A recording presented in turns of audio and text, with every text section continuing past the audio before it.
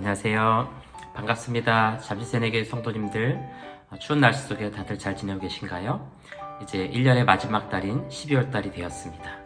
이제 성경을 거의 다 읽어 나가실 때가 되었죠? 우리 힘을 내서 끝까지 하는 말씀 통해서 은혜 받을 수 있길 바라겠습니다. 이제 이번 주간에 여러분 읽으실 성경은 빌립보서, 골로새서, 데살로니가 전후서, 디모데 전후서까지 읽어 나가실 차례입니다. 이 서신들은 모두 바울의 서신이라고 할 수 있겠습니다. 먼저 빌립보서와 골로새서는 바울의 우리가 옥중서신이라고 부르는데요. 바울이 주후 한 61년, 62년경에 로마 감옥에 처음으로 갇혔을 때 썼던 서신들이기 때문입니다.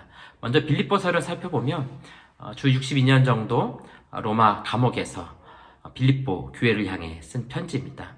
빌립보라는 도시가 마게도냐의 첫 성이었죠. 마게도냐에서 으뜸되는 성이다 이렇게 표현하기도 할 수 있습니다. 로마의 퇴역 군인들 중심으로 세워진 신도시라고 볼 수 있습니다.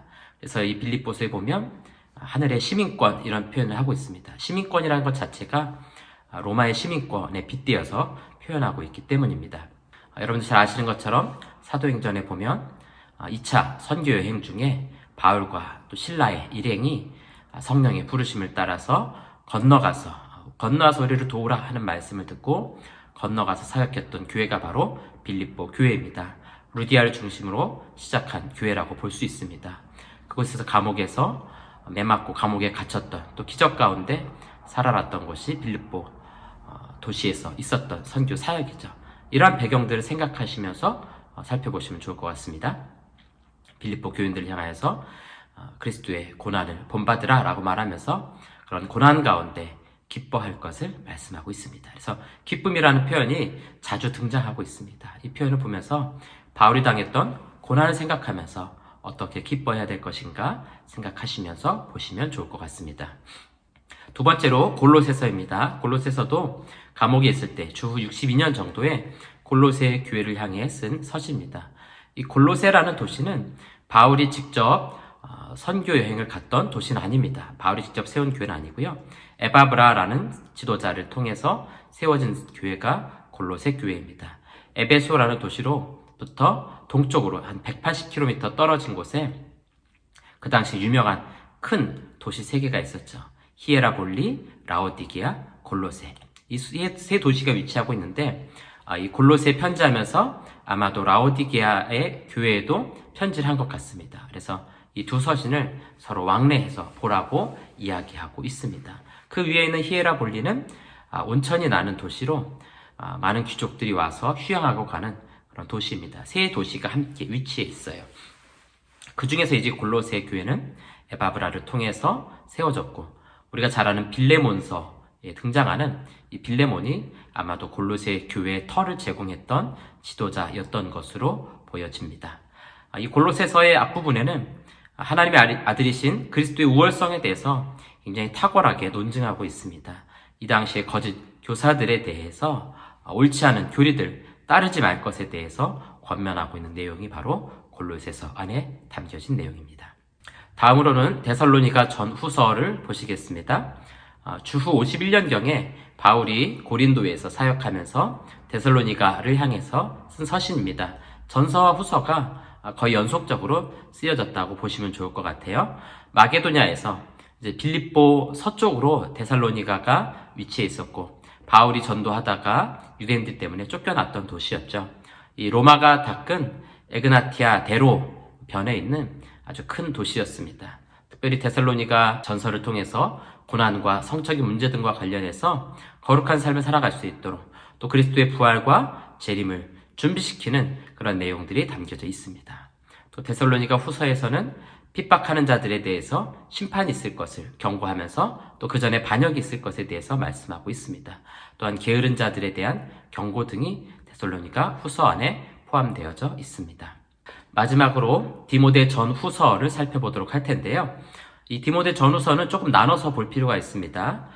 우리가 디모데 전후서, 디도서 3개를 목회서신이라고 부르는데 바로 바울이 한 개인에게 목회자였던 디모데 또 디도서는 목회자였던 디도에게 보내는 서신이기 때문에 목회서신이라고 부릅니다.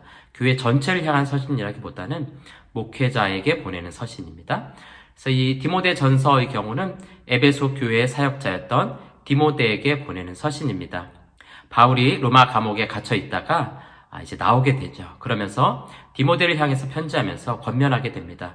거짓 교사들에 대해서 주의할 것을, 또 교회 일꾼들을 세울 때 어떤 자격을 따라서 세워야 될지, 또 성도들을 대할 때는 어떻게 해야 될지, 특별히 디모데가 나이가 어리기 때문에 나이가 많은 성도들 대할 때 어떤 마음으로 대할 것인가, 또 자신의 연수함을 업신여기지 못하도록 준비시키는 그런 내용들이 담겨져 있습니다. 특별히 목회자로서 교회를 어떻게 섬기고 어떻게 세워가야 할 것인가 라는 내용을 담아내고 있기 때문에 목회서신이라고 부르게 됩니다. 그리고 마지막으로 살펴보게 될 디모데 후서는 이제 바울이 감옥에서 풀려난 다음에 자신이 사역했던 도시들을 돌아다니게 됩니다. 그리고 나서 로마에 잡혀서 감옥에 투옥이 됩니다. 그런데 이때는 자신이 곧 죽을 것이라는 것을 알게 됩니다. 이제는 풀려날 수 없다는 것을 알게 돼요.